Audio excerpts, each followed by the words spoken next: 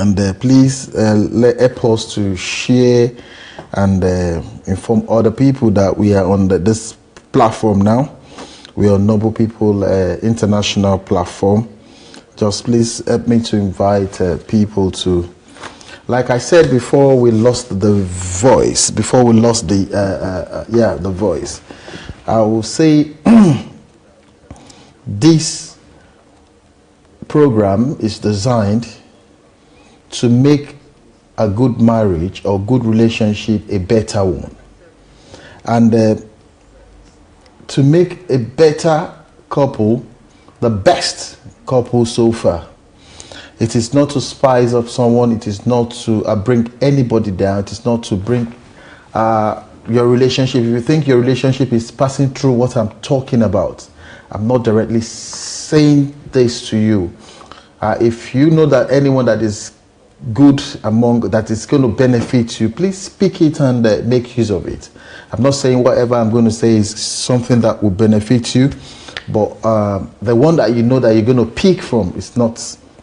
Just make sure you pick something from what I'm saying, and I know it's going to be a better one for you. Whatever your marriage, your relationship is facing, put it before God, and I know definitely God is going to make way where there is no way.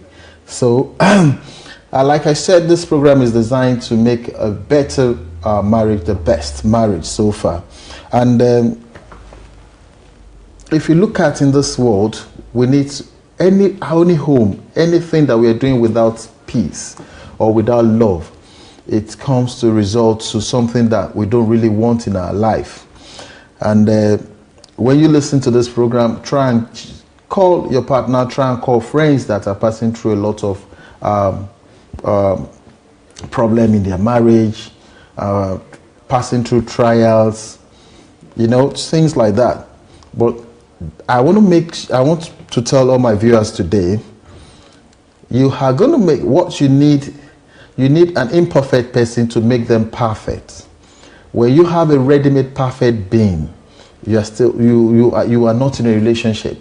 When you say yes, this person is perfect, no. Sometimes you do mistakes. Sometimes we correct one another. We correct individuals as we correct ourselves.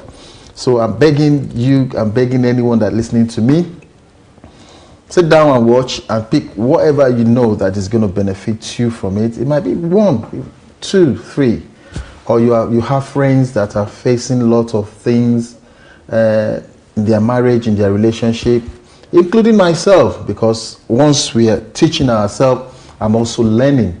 It's just like someone who is trying to wash clothes, clean his clothes with soap and water, the way we do it way back in Africa.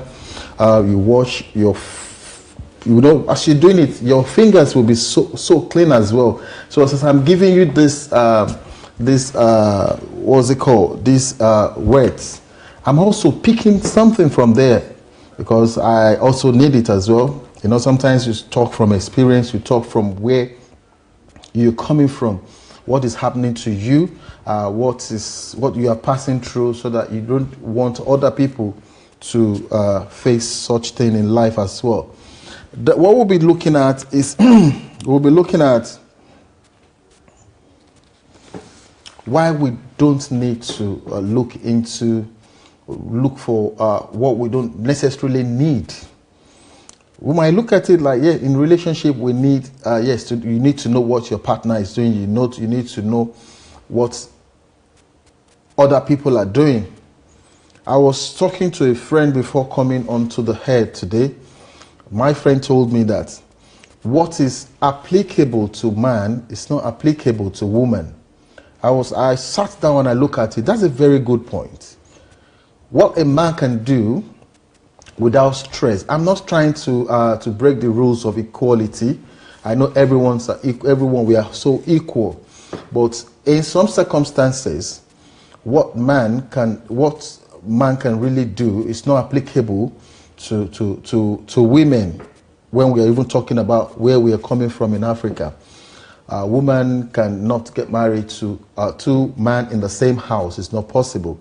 But way back in Africa, we can have like 4 or 5, even our fathers have got like 5, 7 wives in the same house.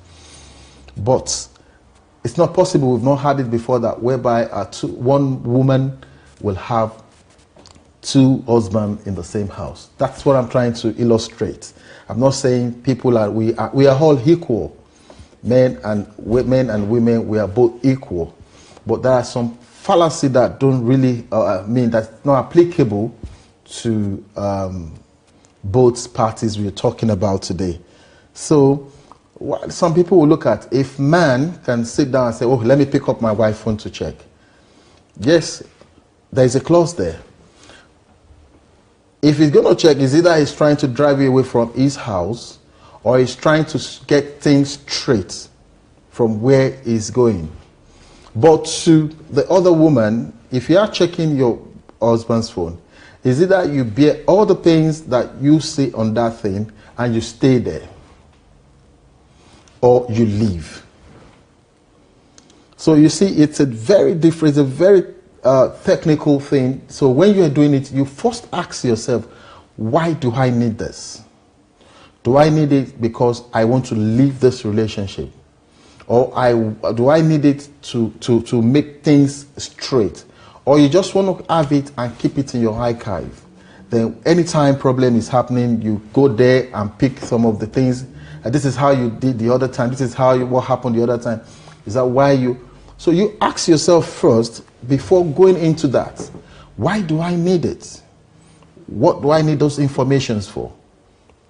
Why do I need to get those data? So those are the areas you need to look at. If you are a man and you say, okay, yes, I want to check are you getting the information to dispose your partner away? You know, sometimes when man got something that is more preferable to what is in the house, the next thing the man will be doing is to be looking for loophole, looking for excuses to say, yes, the other day I saw something on your phone and look at what is happening now, so you have to leave this place. Then it will now capitalize on those things and use it against the wife at home. That is for the men. So, but for the women's side, you look at it, yes, how can what's it called? How can we if you check your partner's phone or your husband's phone and you saw something terrible, like maybe he didn't tell you that maybe he's having some businesses or is doing something, what do you need information for? Do you need information to try and say, oh, why didn't you tell me? And some informations are so vital that when you know, it can jeopardize your relationship. Yes, it can jeopardize your relationship because the man will look at it. I'm going to list it. I listed some last Monday, which is I listed about 6 characteristics that you do not need to check or to be snoopy checking your partner's devices, computer, phones, tablets. It's not really, but well, it all depends on what you need information for. If the informations you got there might jeopardize your relationship. So why do you have to do it then? If you want to keep your relationship, in every relationship, you need to close your eyes, open your ears, and let your nose have a free space to breathe. Because by the time you see and your nose are closed, there's going to be a problem. It's a parable. If you look at it yourself, it's a parable. So what I'm just trying to say is that in this part 2 program we are talking about, there are some homes that are facing this kind of problem now. I don't know. And there are some people facing it as well. But you need to ask yourself, why do I need to do it? Are you the one that you are not trustworthy, or you don't trust yourself, and you are thinking what your partner is doing, what you are doing, your partner is doing the same thing, or you are thinking I'm not secured, because you think maybe your partner is cheating on you. So those are the areas you look at. If he's cheating on you and you find out that he's cheating on you, do you want to leave him or do you want to leave her? So before going into it, look at the pains you're going to pass through. And by the time you're checking it, imagine he just walked in and find his phone in your hand. Or she just walked in and find your phone, our phone in your hand. What are you going to do? The trust won't be there anymore. It's going to disrespect you, and she's going to disrespect you as well. Because you look at, wow, then what are we doing together when we don't have a mutual understanding? So I'm going to look at, I mentioned some last week, on Monday, that if you don't trust yourself, that is when you go into checking phones, looking for loopholes and looking for where, if you don't trust yourself, that's number one. Then number two, snooping is a gateway of behavior. Like you're looking for where to see where I want to just leave this relationship. I don't really want to stay there. Let me just look for one thing and look for excuse, and I'll hold on to that excuse, and that is the end. That is when you're doing it. Then number two,